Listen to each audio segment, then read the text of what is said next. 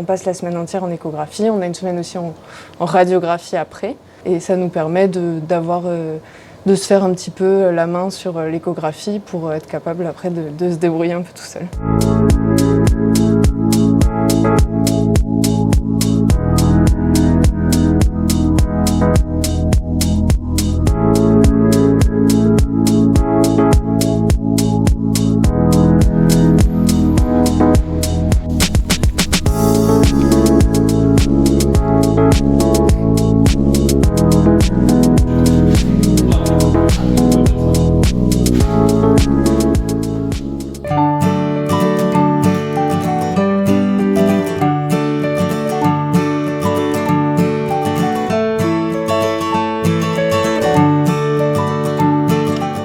Alors là, en l'occurrence, c'est un chien qui vient parce qu'il a un mucocèle biliaire, donc c'est une anomalie au niveau de sa vésicule biliaire.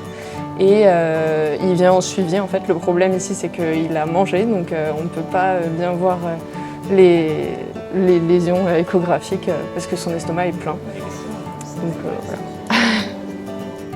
On a la chance, en deuxième partie d'internat, de pouvoir passer avant les cliniciens seniors sur les échographies abdominales, donc de pouvoir faire un petit tour à l'aide de la sonde échographique, regarder les anomalies abdominales qu'on peut trouver. Donc en général, on a le clinicien qui reçoit l'animal en consultation et qui nous amène après l'animal en nous expliquant quel est le problème et ce qu'on recherche comme lésion. On passe la semaine entière en échographie, on a une semaine aussi en radiographie après.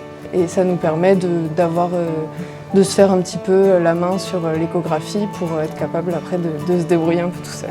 Ça permet d'être capable d'avoir des grandes idées sur les images échographiques typiques sur les principales lésions qu'on peut avoir. C'est quelque chose qui se fait assez facilement parce qu'on est souvent très bien accueillis dans tous les services et puis le fonctionnement fait que tout le monde est habitué à ce système en fait.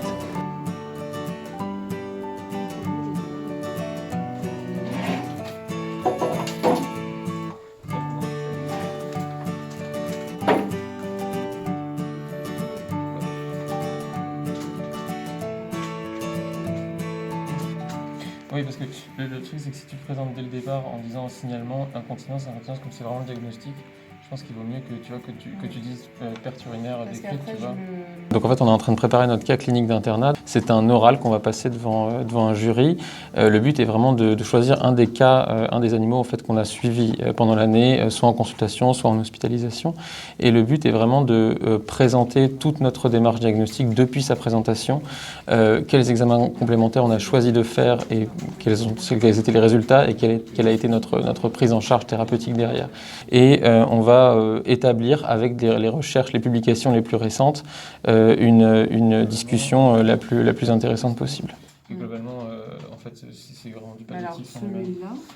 Alors c'est un exercice qui est à la fois stressant et à la fois stimulant.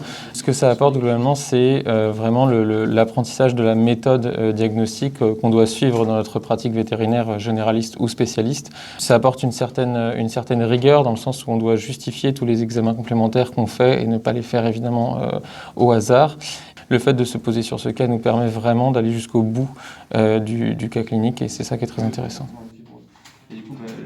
Oui, on peut dire que c'est vraiment quelque chose qui nous prend du temps et même en général, comme on choisit des cas qui sont pas forcément évidents et qu'on essaye d'avoir originaux, c'est souvent des cas dont le diagnostic a été difficile. On échange beaucoup sur les cas pour se donner des idées ou pour essayer d'avoir d'autres visions des choses sur les cas. Je pense qu'on est vraiment uniquement dans la solidarité et le soutien entre les internes.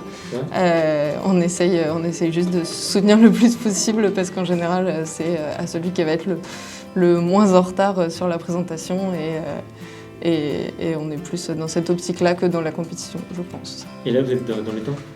Ben non, pas trop. Pas vraiment, non, on n'est jamais dans les temps, donc, mais on fera ce qu'il faut pour l'être.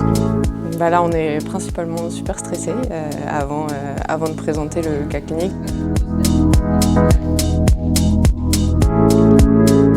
Alors, je suis en train de rédiger mon article d'internat C'est une des choses qu'on doit faire pour vraiment valider notre internat à la fin d'année. Ça va. Ça va.